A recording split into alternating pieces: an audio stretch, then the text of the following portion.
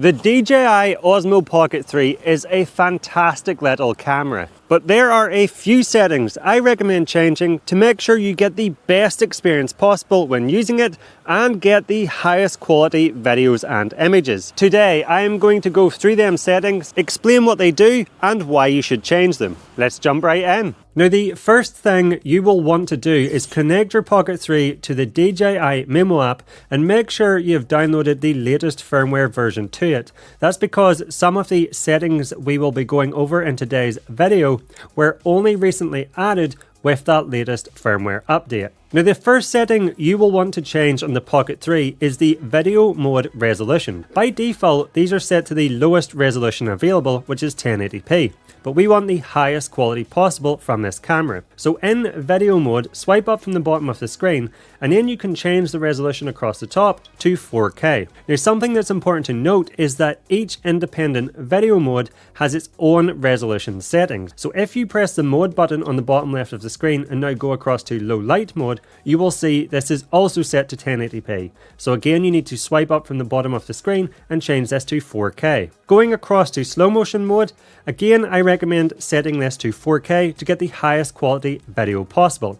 However, something to be aware of is if you're using 4K resolution in slow motion mode, you will only be able to get 120 FPS. This will allow you to slow your footage down by around 4 times. However, if you would like your footage to be even slower, you can change the resolution to 1080p, and now you will get access to 240 FPS, which will allow you to slow your footage down by around 8 times. Personally, I like to have the highest quality video possible, so I keep the resolution set to 4K, and I find 120 FPS to be slow enough. Lastly, we need to update the resolution for hyperlapse, time-lapse and motion-lapse mode. So when you change into time-lapse mode, if you swipe up from the bottom of the screen and go across to hyperlapse mode, you will see it is set to 1080p. So again, tap on the top right of the screen and then change this to 4K. Again, we need to go across and do this for time-lapse mode.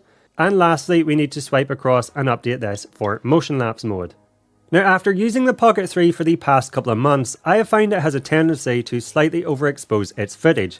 And this means if you are recording on a bright sunny day, you could get areas of your sky which are completely overexposed and blown out. Now, to fix this, I recommend changing a setting called exposure compensation. Now, to access this setting, you want to swipe from right to left on the screen and then press the Pro button to reveal all the settings available within this menu. Then you want to tap the exposure setting. Now, the exposure compensation setting is on the left side of the screen, and this allows you to tell the Pocket 3 you don't quite agree with the exposure it has automatically chosen for a given situation. So if you increase this value, it will brighten the image up, and if you decrease this value, it will darken an image down. Now, I recommend changing this to negative 0.3 so you get a slightly darker image, and this now means you don't run the risk of getting them overexposed or blown out areas on your footage. Now, the Pocket 3 comes with a feature called Glamour Effects, which allows you to do things like thin or smooth your face, whiten your teeth, make your eyes bigger, etc. But I highly recommend you turn this feature off, as it can make your face look cartoony and really diminishes the overall quality of the footage from the Pocket 3. Now, to turn off Glamour Effects, again you want to swipe from right to left on the screen and then tap the Glamour Effects option until it says off. Now, alongside these settings, something I highly recommend including in your finished Pocket 3 videos is music and sound effects. But where can you find high quality music and sound effects that are safe to use when uploading your clips to social media platforms? Well, I personally use and highly recommend the massive library provided by today's video sponsor, Epidemic Sound, for all my projects, and they have recently launched an exciting new plugin for Premiere Pro that can massively speed up your editing workflow. With this groundbreaking integration, you can now seamlessly access their full catalogue of music and sound effects, including being able to search, preview and add them music and sound effects clips to your timeline, all within Premiere Pro. Even more exciting is the built-in Sound Match tool, which when you select a selection of your timeline, uses AI technology to analyze your video and instantly recommends music that perfectly complements your visuals. So if you are looking for music and sound effects that you can use in your projects, then why not give Epidemic Sound a try, and if you use the link in the description down below, you will get a free trial. And you can use this to experience firsthand how their music and sound effects can transform your videos and sequences into cinematic masterpieces. Now the next setting I recommend you change in the Pocket 3 is the image adjustment setting. I have found the footage that comes from the Pocket 3 by default is slightly too sharp. It has an over-sharpened digital look to it. So to get much more natural looking footage, you want to swipe from right to left on the screen, scroll down to the image adjustment options and then press custom. Now on the left side of the screen you will see a setting where you can adjust the sharpness, and I recommend reducing this to -2 to remove some of that sharpening being applied to the footage and get a much more natural look from the Pocket 3. Changing now to photo mode by pressing the mode button on the bottom left of the screen and then swiping across to photo mode. If you swipe from right to left on the screen to bring up the settings, one of the options you will want to change is the format setting. Now in here you have two options, JPEG and RAW. Now using the JPEG only format will get you smaller images that you can use straight from the camera. However, compared to JPEG, RAW images contain a wider dynamic range and have more data in them, which gives you much more flexibility when editing your images in a photo editor. You will have much more flexibility to recover highlights and shadows of your images, and therefore using the RAW format will result in you getting better looking images from the Pocket 3 after you have edited them in your image editor. So for that reason, I recommend you change the setting to JPEG and RAW to be able to get access to them RAW images. Now just quickly, if you are getting value from this video, please let me know by giving me the thumbs up and clicking that like button down below. And if you love all things Pocket 3, but also action cameras, drones, gimbals and more, and want to learn about the best settings to get up and running quickly, along with tips and tricks to help you get more cinematic videos and better looking images with your gear, then please consider subscribing by clicking that subscribe button down below. And when you're down there, be sure to check the notification bell so that you will be alerted when my new videos are released. It would be greatly appreciated. Now when you are in any of the video modes, if you swipe from right to left on the screen, you will see this small microphone icon. Now when you press this, you can change some of the settings for the internal microphones on the Pocket 3. And one of the options I recommend turning on is the wind noise reduction option. And when this is turned on, the Pocket 3 will reduce wind noises in the audio captured by them internal microphones to make it sound cleaner. Now when you swipe down from the top of the screen on the Pocket 3, you will bring up the control menu. And if you press the icon with the sun, you can adjust the screen brightness. Now I highly recommend reducing this down to around 50%. I have found this is more than bright enough to see the screen clearly when outdoors, but by reducing it to 50%, you will be able to record longer before running out of battery because the Pocket 3 will be more efficient. Now one of the features I highly recommend turning on in this control menu is a feature called FT Selfie. And you can turn it on by pressing this icon here until it turns yellow. By default, if you want the Pocket 3 to start tracking you in selfie mode, every time you rotate the gimbal round, you have to double tap on yourself on the screen. But with FT Selfie turned on, anytime the gimbal rotates round into selfie mode, the camera will automatically start tracking you. So you don't need to double tap the screen every single time. And this is super handy for vlogging. Now another setting I recommend changing in this menu is the gimbal rotation speed, and this can change how quickly the gimbal will keep up with your movements as you're panning or tilting the Pocket 3. Now you can access this setting by pressing on the icon of a person running, and then I recommend setting this to slow. I find by default the gimbal moves too fast to be able to get nice slow cinematic movement with the Pocket 3. But by changing this down to slow, the gimbal just moves that little bit slower, and this allows you to get more controlled and smoother movements with the Pocket 3. Now if you press the settings icon on the bottom left of the screen, you will get taken into the settings menu, and in here there are a few settings I recommend you change. The first is gimbal startup direction, which by default is set to forwards. Now what this means is whenever you turn the Pocket 3 on, the gimbal will always turn to face forwards. But I recommend changing this to last setting. Now this means if you were vlogging to the Pocket 3 with the gimbal in selfie mode and you turned it off, and then after a few seconds you went to turn it back on to start vlogging again, instead of that gimbal facing the wrong way from you, it will now rotate back into the mode it was whenever you turned it off, which is selfie mode, and you can continue vlogging to it. This is super useful. Now if you scroll down in this menu, the next option I recommend you change is the rotate screen to power off setting.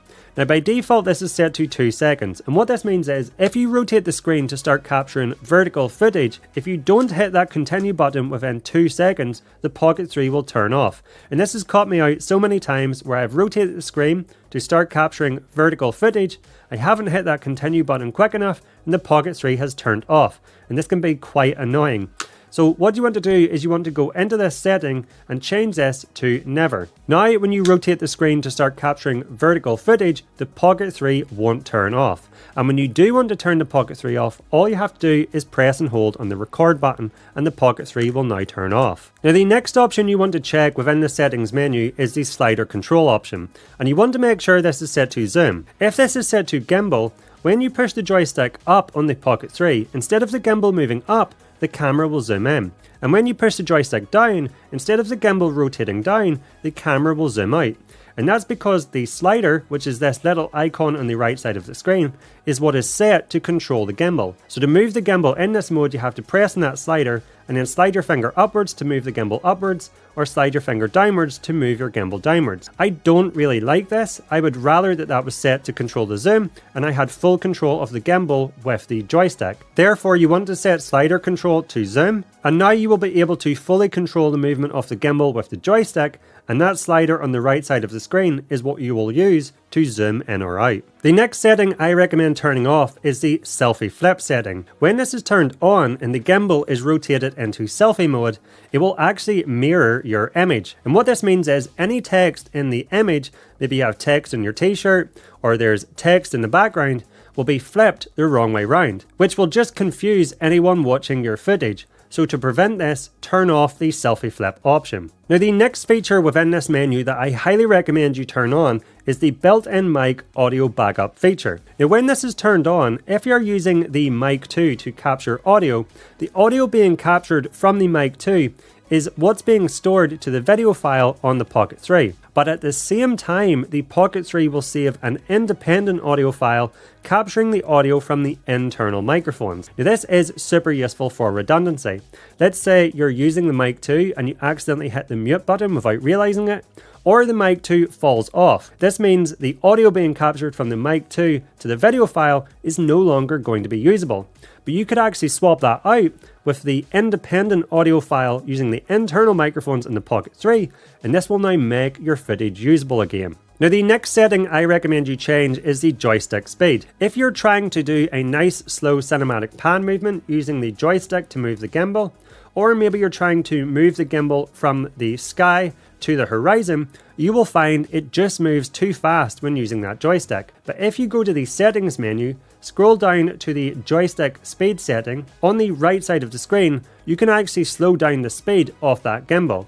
And I recommend reducing this to 1. Now when you move the joystick, you will find that the gimbal moves much slower, and this will allow you to be able to get nice slow cinematic movements using that joystick. One of the most useful features you can turn on in the Pocket 3, and I recommend turning on straight away, is the grid option. Now you will find this under the reference line setting, and then you will find the option to turn on grid. Now when you go back to the camera preview, you will see you have a grid overlaid over the camera preview. And this is super useful for being able to keep your subjects centered, especially as you move around them, and also being able to frame your shots using things like the rule of thirds. Now, if you're using the DJI Mic 2, one of the most important settings you will want to change is the transmitter gain, which adjusts how loud the audio being captured by the DJI Mic 2 is. Now, the way you set this is first attach the Mic 2 to the position you're going to wear it when vlogging. Then look at the audio meter on the top of the Pocket 3 screen. As you talk, this should be hitting around the 75% mark. If instead the audio meter is barely moving at all, then swipe from right to left on the Pocket 3 screen and then press this small DJI Mic 2 icon. Then you want to press the transmitter 1 gain setting, and you want to slowly increase the gain, referencing back to the main screen as you talk, until that audio meter is hitting the 75% mark. If on the other hand, as you talk, the audio meter is always in the red, this is too loud. So you will want to go back to the transmitter gain setting and slowly decrease the gain until that audio meter is hitting around that 75% mark as you talk. Now, if you are using the DJI Mic 2, another setting I highly recommend you turn on is a setting called Audio to Video Sync, which you can access by swiping down from the top of the Pocket 3 screen, pressing the settings button, tapping into the wireless mic settings, and then scrolling down until you see Audio to Video Sync. Now, with this setting turned on, whenever you start a recording on the Pocket 3, the DJI Mic 2 will automatically start storing an internal backup. Now, this is super useful because if you're using the Mic 2 and you walk too far away from the Pocket 3, you might start to get transmission cutouts, and this will result in the audio cutting out on your video file. However, the audio stored to the internal storage on the Mic 2 won't have these transmission cutouts. So again, you can just use this audio file to replace the video audio file, and now you will have perfect sounding audio. Another really nice feature about Audio to Video Sync is that when you stop a recording on the Pocket 3, the internal recording on the Mic 2 will also stop.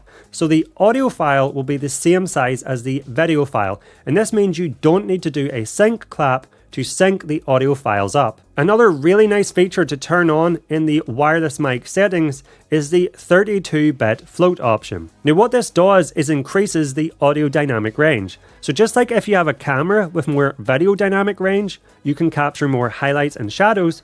Well, that is kind of like audio dynamic range. Normally, if you capture audio that is really, really loud, it can become clipped or distorted. But the great thing about turning on 32-bit float, which if you remember gives you more available audio levels in your recording, is that if you do capture audio that is too loud, such as a scream, or too low, such as a whisper, then you are able to correct this in post without the audio becoming distorted, because you are recording with that 32-bit float setting turned on. Now, if you have played back some of your footage on the Pocket 3, you might not realize that you can actually play them back with audio, and that is because by default, the media library playback is muted. So to be able to turn on the audio so you can hear your clips, check that you sounded okay when you were vlogging, you want to swipe from left to right on the screen to bring up the media library, and then tap the mute icon on the top right of the screen. Now a volume slider will appear on the screen, and you simply want to slide this all the way up to the right, and now your playback will have audio,